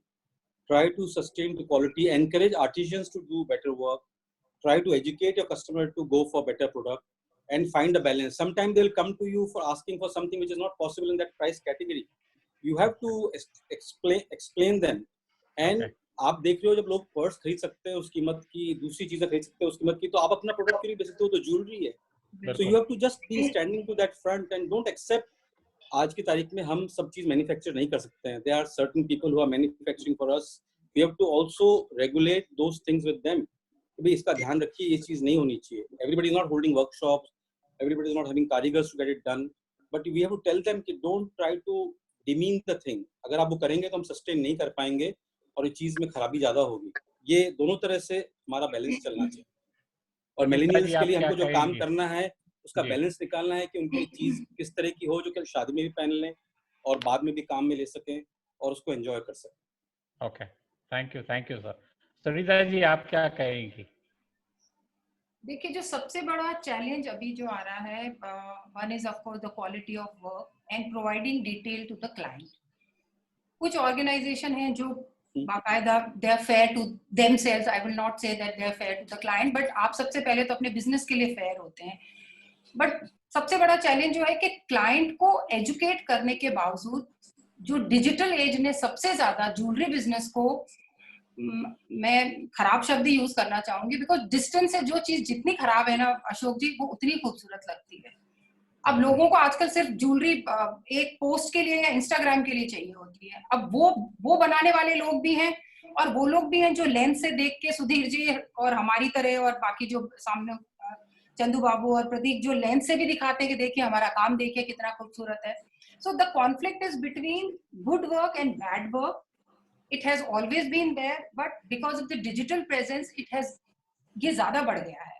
कंपटीशन विजुअल, बिकॉज कोई आज के टाइम में चीज को करीब से लेके नहीं देखना चाहता, वो दूर से देखना चाहता है कि दूर से कितनी सुंदर लगती है. इंडस्ट्री में सबसे बड़ा चैलेंज ये है. Another biggest challenge is the line which has blurred between B2B and B2C.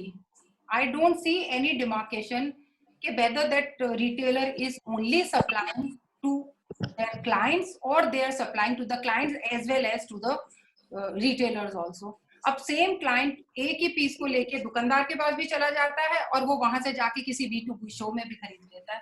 कुछ एक चैलेंजेस हैं जो इंडस्ट्री फेस कर रही है। आई होप मेरे से बहुत सब इंटेलिजेंट लोग बैठे हैं, hopefully will find some solution.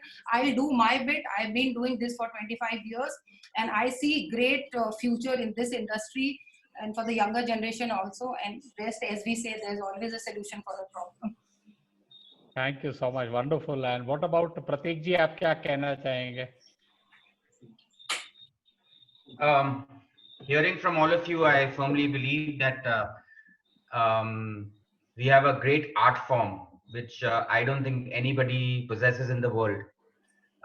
What we can do is we can take this internationally. We can elevate it to the global market and take it on the world map. As far as the quality is concerned, I think there is, I would say that we'll have to strike a balance between, between the quality and the quantity. If we run after quality, the quantity will be left behind, and if we do vice versa, it will be the same problem. So I think this striking the balance between the two and letting the customer know what he's getting. I mean, if you're making something A+, you should tell them that this is A+, and if you're making something C, you tell them this is C. At the end of the day, it's their call. If if they know what they're spending on, and if it's it should be their money's worth. So, Fantastic. I'd like to come in 1 minute, Ashok bhai. देखिए, जड़ाऊ में चांदी पे भी काम होता है, ठप्पे का काम भी होता है, 18 कैरेट में भी होता है, 22 कैरेट में भी होता है. एक आपको जो स्ट्रीम पकड़नी है वो स्ट्रीम पकड़िए and be truthful to doing that particular thing. Don't try to intermix something or play with that kind of thing which will hurt customers' inception, the idea about the way thing is made, or even your projection to that particular kind of thing. This is what I want to share mainly. Ki it's a beautiful art and it should be kept in its own way of doing things, but choose that stream and follow and define it. Don't try to mix and make a hodgepodge of that and present it wrongfully to the customer. जैसे पुराने गानों के नए version बनते हैं, कभी कभी सुन के ऐसा लगता है कि ये आदमी अगर सामने मिल जाए तो उसको मैं क्या सुना दूं. क्या बात है, वाह. तो अविनाश जी, सर, हमने Ashok bhai, last comment from Shimul ji. Shimul ji has not come. Yes. Shimul ji, sorry. Yeah. No, very clearly when we talk of, Kundan Meenakari jewelry, I definitely look at it as a very, very important aspect of India's cultural heritage. And it's amazing that more than 450 years, we have an unbroken tradition of this art form being practiced from generation to generation in 2-3 important centers of India. Having said that, I feel that this art form, now that it's come into mainstream, it's, in the commercial world and so on, we'll also need to recontextualize it in the current scenario. And I believe that all the stakeholders that we have, whether it's the karigars, whether it's the jewelers, whether it's the regulators, whether it's the end consumer, I think we have to consider all of these stakeholders, in the appropriate light. And we need to, our offerings need to take cognizance of that.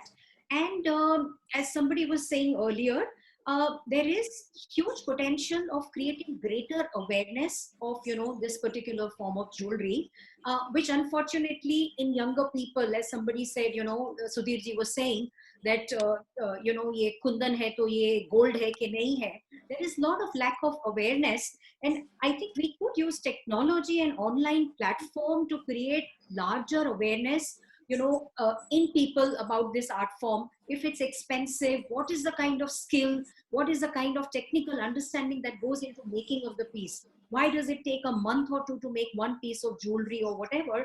And I think if there is greater awareness in the masses, the younger generation will appreciate it more. And only if the younger generation appreciate it more and take pride in, this form of jewelry, I think then we can continue, this form of jewelry can continue uninterrupted for another 500 years or so. So recontextualizing it in, today's context, the Indian and the global scenario. And I agree to Prateek, globally there is immense scope, but we still need, we need to exploit that potential also. I would like to beg your pardon in case I have asked you anything in the wrong way, or in case I have messed up anything, because I'm prone to, and I sometimes don't follow the pattern of movement in the right way also. But irrespectively, I think we had a wonderful chat today, and I really enjoyed everyone's point of view. और मुझे तो बहुत ही जानने को मिला है आज की तारीख में, और समझने को भी मिला है, और एक हमारी इंडस्ट्री को एक बहुत बढ़िया मैसेज जा रहा है यहाँ से, और जड़ाव के जितने भी काम करने वाले हैं उनकी आंखें खोलनी चाहिए, किस तरह से काम करना है, कैसे चेंज लाना है, किस तरह से कायदे नए आ रहे हैं उनको निभाना है, और हमारी हर एक व्यक्ति की जो इज्जत है वो हमारे इज्जत को हमें संभालना है। इस इज्जत को क्वालिटी से कनेक्टेड है, कंज्यूमर से कनेक्टेड है, प्रोडक्ट से कनेक्टेड है, हमारे नाम से कनेक्टेड है, और हमारी इंडस्ट्री से कनेक्टेड है। ये हमको जानना है, जरूरी है। और इसको लेते हुए मैं अविनाश जी को विनती करूंगा, कुछ अगर प्रश्न हो तो लोगों के से पूछें। Two important questions are there. Then I will ask Bachraj ji to come in, and one more person wants to come in is Mohanlal ji. Rajiv जी को ले आइए सर। हाँ, sure sir. एक क्वेश्चन आया है which is very important. Some maintenance tips for the jewelers as well as for the customers from the elite panel. Maintenance tips for the Jadhav jewelry. किस तरह से ज्वेलरी को संभालना चाहिए? I can address this particular point. As far as customers are concerned, we keep on communicating to them that they should not expose to high degree of humidity, not to spray perfume or other things when they have worn it already. When they are removing it, just wipe it off with a soft cloth, and don't put it in a plastic, the box which has got some other component used with it, like वो gluing वगैरह जो होता है ना अपने डब्बों में आता है, उसकी वजह आप उसको रैप करके प्लास्टिक के डब्बे में रखें, आप सेफ में रख रहे हैं तो उस तरह से रखें। तो ये कुछ चीजें हैं जो हम कस्टमर्स को भी शेयर करते रहते हैं, and I think even the trade knows about it. As far as our own handling of things are concerned, we have to preserve them properly, put in some kind of जो अपना cloth होता है, धोती का कपड़ा जिसको बोलते हैं, उसमें आप लपेट के रखेंगे तो एक ह्यूमिडिटी का जो एलिमेंट उसमें जाता है वो थोड़ा सा रुक जाता है, और फिर प्लास्टिक के डब्बे में उसको रखें। सभी चीज़ों को वो जो ग्लू वाले बॉक्स या वैसे बॉक्सेस होते हैं उसमें नहीं, और ये बहुत स्ट्रॉन्ग लाइट में एक्सपोज करने से डाकों पे असर पड़ने लगा है, तो वो बहुत ज़्यादा स्ट्रॉन्ग लाइट में उन चीज़ों को हर वक्त नहीं रखना चाहिए। ये चीज़ हमने अपने यूसेज में देखी है, और कैलकाटा भी उतना ही ह्यूमिडिटी प्रोन है जितना बॉम्बे है, और जगह पर दिल्ली में कई बार कालापन ज़्यादा आ जा रहा है, तो कहीं कहीं ये पोल्यूशन लेवल भी प्ले कर रहा है इन चीज़ों की खराबी में, और कहीं कहीं मैन्युफैक्चरिंग की चीज़ भी इस चीज़ को खराब कर रही है। तो इसके बारे में अगर और कोई चीज़ की समीक्षा चाहिए तो I can advise directly, we can talk over about. I think I need to. Sudhir भाई, हाँ, अगर आप what we advise our customers and our other members is that we tell them keep them in tightly ziplock, okay, tight ziplocks rather than any form of cloth. Just tight ziplock के अंदर आप plastic box में रखिए, airtight रहता है तो उसमें कोई हवा लगेगी नहीं. And as far as the extreme light is concerned, when you have your showroom lights, you don't keep them under, you keep them under LED lights, not under like halogen light. तो वो dark में वो फर्क नहीं पड़ता है. Otherwise, ladies के लिए मैं एक एडवाइस दूंगी कि नॉर्मली हम लोग इतना जल्दी में होते हैं कि ज्वेलरी जब पहनते हैं तो या तो ड्रेसिंग टेबल के सामने खड़े रह के, so it's always good, and this advice has been given by my grandmother. पहले तैयार होइए, फिर आप बैठिए और बैठ के हमेशा ज्वेलरी पहनिए, है ना. पहनते हैं ड्रॉप होगी तो कुछ भी डैमेज होगा, आप भी गिरेंगे तो टूट जाएंगे. perfume before, परफ्यूम, तो बैठ के पहले लगा दीजिए, पहले तैयार हो जाइए, बैठिए, फाइंड अ नाइस प्लेस, आराम से पहन के उसको एंजॉय करिए. भागते भागते पहनेंगे, गिरेगा तो टूटेगा. वाह वाह, fantastic. Avinash ji, yeah, one more question. Post COVID, we are expecting there will not be large gatherings, there will not be destination weddings, and a lot of things are going to change. What our panel understands, what will be the impact of this on Jadhav Jewelry, because this segment caters mostly to the bridal. इस प्रश्न का उत्तर तो हम भी खोज रहे हैं सारे बट फिर भी मैं ये उम्मीद करती हूँ कि we have to educate clients about heritage culture. और पुराने समय में जैसे बामलवा साहब भी देख रहे होंगे, पुराने समय में सब अपने शादियां नहीं होती थी चौक से, तो तब भी घर की महिलाएं अच्छी ज्वेलरी तो तब भी पहना करती थी ना। तो हम Great तो answer. कहेंगे जी Sorry, that's a great answer. That's a great answer to the question, I think. Yes. और मैं तो ये चाहती हूँ कि ये जो महंगे लहंगे बिक रहे हैं ना 14 लाख 18 लाख, उसकी बजाय उनको बोलिए कि they should invest in jewellery and which is going to last them forever, है ना। लहंगा एक बार पहनेंगे उसके बाद वो दोबारा, मुझे नहीं लगता वो लाइफ में कभी they have to use it ever. I think Sunita ji, people would want to live their life to the moment. कल क्या होगा पता नहीं. Rather do it right now. Whatever you want to buy, whatever you want to wear, do it right now and enjoy it. So I think पुरानी चौक से शादियां करेंगे, घर के रिश्तेदारों को बुलाएंगे, I think we'll have a more close wedding. मैं आपको एक बात बता दूं, एक साल अगर ये चल गया कोविड का किस्सा और अगर स्लो हो गया तो हमारे पीछे सब इतने सालों के पीछे की हिस्ट्री है, हमारी मेहनत है, बिजनेस का एक्सपीरियंस है, काम है, क्या फर्क पड़ जाएगा एक साल में अगर आगे पीछे हो गया, धंधा कम भी हो गया तो we will need to just control ourselves, control our minds, be satisfied in whatever happens. पहले भी तो महामारी आई है, things will normalize. बिल्कुल, साल भर everything in life normalizes, so उनको भी समय देना पड़ेगा, साल में हो जाएगा, कोविड को भी समय देना पड़ेगा, लोगों को भी समय देना पड़ेगा। Ashok bhai, with this one more question is there. Okay. Post COVID, everybody is worried about sanitization, and everybody is talking about the impact of the virus on the metal. Do you have any tips to offer to Jadao jewelry to be sanitized? How people are going to sanitize this jewelry when you are giving the jewelry to be worn by the customer and you have to again re-sanitize it and show it further? Tips? ये थोड़ा मुश्किल है because आप post को sanitise कर सकते हो, you can provide them with gloves, आप अपने एनवायरनमेंट को पूरा सैनिटाइज कर सकते हो, but to sanitize that entire piece of jewellery I don't know. Shimul आप they wear it, how do you sanitize it? You can't sanitize it. या चंदू भाई, आपके पास कोई आंसर? हाँ, नहीं, शिमुल जी कुछ बोलना चाहते हैं, आप बोलें, उसके बाद में कहूँगा। I have a very different take on this, and I think only when there is a crisis, you know, it pushes all of us to think differently. Maybe, and I completely agree that the whole issue of, you know, things sanitize is going to be very important for all of us. Nobody ever wants to get infected. This is where I think again technology can play a huge role, and the way the Forever Mart and others have done, I think maybe there we look at a scenario where when the customer walks into your showroom, she doesn't really need to actually wear the piece. If this could be visualized on a computer screen using the right software, and you know, it's put on her photograph itself, you know, maybe this could be a possibility. So Shimul ma'am, there are softwares which Yes. are available Ji. where you just need to, it's like a mirror. या You look at yourself in the mirror. Augmented reality. Augmented reality. Yeah, that's a great Does a UV light hurt the Jadao jewelry? No, this is what I wanted to come in for, कि सारे precautions के बाद में gloves use करके customer को भी दिखाया, salesman ने भी रखा, उसके बावजूद भी हमको एक precaution रखना है।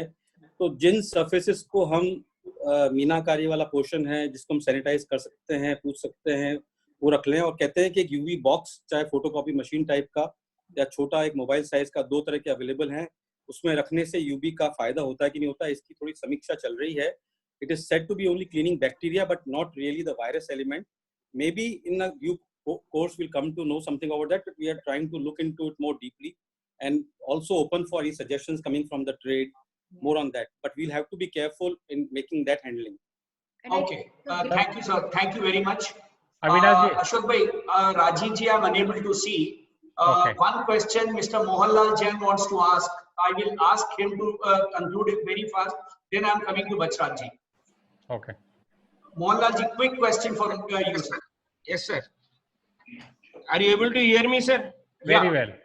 Yeah, I am Mohanlal Jain from Hyderabad. पहले तो इस राष्ट्रीय धरोहर नेशनल जो कुंदन का सत सत प्रणाम सर. इवन सोते भी आपका फेस नहीं दिख रहा है मोहनलाल जी, बाल दिख रहे हैं सर. हाँ. सोते भी सर क्राइस्टिस में भी अभी भी जड़ाऊ ज्वेलरी की रेस्पेक्ट की जा सकती है सर. इसमें एक हैदराबाद का योगदान है डाक का. हैदराबाद के निजाम के जमाने के जो कारीगर है, आज भी जयपुर में जितनी ज्वेलरी बीकानेर में बनती है, डाक 90% हैदराबाद से बनती है. हमने इस पे रिसर्च किया है और कर रहे हैं भी, काली नहीं पड़ेगी. दूसरी एक बात सर, जो मैं कुंदन की ज्वेलरी खुद बैठ के बनाता था, जो ट्रांसपेरेंसी है, जो लाख भरने के लालच है कारीगरों का, इसको एसोसिएशन को कुछ एजुकेट करना चाहिए कि कुंदन का ज्वेलरी का जो एक स्टिग्मा अटैच है वो निकलना चाहिए सर. तीसरी बात सर, अभी जो हैदराबाद में शुरू किया बगर लाख का कुंदन का ज्वेलरी, और दूसरी है कि आगे मिलेनियल्स के लिए क्या करें, तो हमने शुरू कर दिया है कुंदन में फ्लेक्सी ज्वेलरी. हैदराबाद में कुंदन में फ्लेक्सी ज्वेलरी और सैनिटाइजेशन का भी हम डायमंड में और गोल्ड में हमने शुरू कर दिया है. अभी जैसे होगा कुंदन में कैसे क्वेश्चन आपका है सर, आपका क्वेश्चन क्या है फॉर द पैनल? मतलब एसोसिएशन जो है मेरे सुधीर जी कासलीवाल जी से है कि भाई जो कारीगर लोग जयपुर का जो एक स्टिग्मा अटैच है बाई बैक में जो है, वो एक एसोसिएशन को कुछ इनिशिएटिव लेना चाहिए ताकि कुंदन का एक रेस्पेक्टफुल आवे. कुंदन की बात करते गिराक का वो है. Okay sir, thank you. Bachraj ji, over to you. Thank you very much.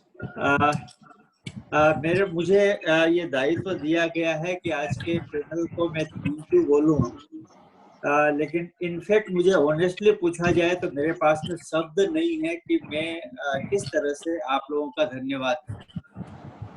सबसे पहले मैं धन्यवाद देता हूं इस पैनल को एक साथ में आने के लिए, और दूसरा सबसे बड़ा धन्यवाद है पूरे पैनल को ये है कि ऑनेस्टली और ओपनली जिस तरह से हमने आज डिस्कशन किया है, ये हमारा आज का सेशन जो है, ये सेशन एक हमारी धरोहर बनकर रह जाएगा. YouTube में इसको हम लोग इसको YouTube में भी देंगे और ये हर ज्वेलर के लिए एक एसेट बन जाएगी अपने लिए और अपनी आने वाली पीढ़ी को इस आज के सेशन को दिखाने के लिए. सुधीर जी ने जिस तरह से हमें जड़ाऊ ज्वेलरी का इतिहास बताया कि किस तरह से ये ज्वेलरी चालू हुई, मैं धन्यवाद देता हूं उनका. आज हम लोगों के दिमाग को मतलब उन्होंने खोल के रखा और ज्ञान अर्जित हम लोगों ने किया. चंद्र जी सुराना ने भी पूरे अपने एक्सपीरियंस को शेयर किया और ओपनली जिस तरह से शेयर किया, डिस्पाइट ये जानते हुए भी कि हम सारे ज्वेलर का पैनल ये है और सारे ज्वेलर इसमें देख रहे हैं, उन्होंने ओपनली अपने ट्रेड्स की सीक्रेट को उन्होंने शेयर किया. सुनीता जी ने भी मतलब जिस तरह से बारीकियों को समझाया है, ये हमारे लिए बहुत लाभदायक है. मैं तहे दिल से सबका स्वागत करता हूँ, धन्यवाद देता हूँ. और मैं आशा करता हूँ कि आज का ये जो सत्संग रहा हमारे लिए, हमारे जीवन का एक महत्वपूर्ण पार्ट आज इस लॉकडाउन ने हमको दिया है, तो ये इसको हम संभाल कर रखेंगे. और आने वाले समय में यदि हमें कभी भी कुछ समय मिला तो आप लोगों के साथ में जरूर सत्संग करेंगे और मतलब आपके अनुभव का, आपके विचारों का लाभ हम जरूर लेंगे. बहुत बहुत धन्यवाद, तहे दिल से धन्यवाद. हमारा कल का एक सेशन है जिसमें हम कल बात करेंगे, जो बहुत इम्पोर्टेंट सेशन है और इंटरेस्टिंग सेशन होगा, जिसमें फ्यूचर ग्रुप के किशोर बियानी जी होंगे और दूसरे पैनलिस्ट भी हैं. मिस्टर रोहन शाह है. हाँ, रोहन शाह जी हैं सुप्रीम कोर्ट के साथ जो में ये सब्जेक्ट ऑफ डिस्कशन है द आर्ट ऑफ नेगोशिएशन. हाँ, और इसका मॉडरेशन करने वाले हैं बीरेन वैद्य जी फ्रॉम रोज. हाँ, Mr. Rohan Shah hai. He's an advocate in the Supreme Court and a counsel over there.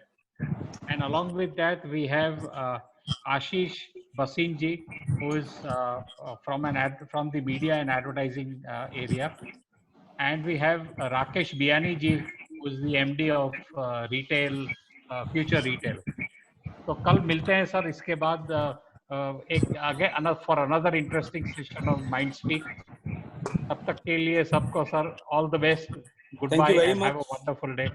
Thank you for having us. Thank you. Thank you, Ji. Thank you, Shimul ji. Thank you, Chandu bhai. Thank you, Sudhir ji, and thank you, Sunita ji. Thank you. Thank you very much. Pleasure to have you all. Thank you very much, all of you. Thank you, Avinash bhai and Ashok bhai.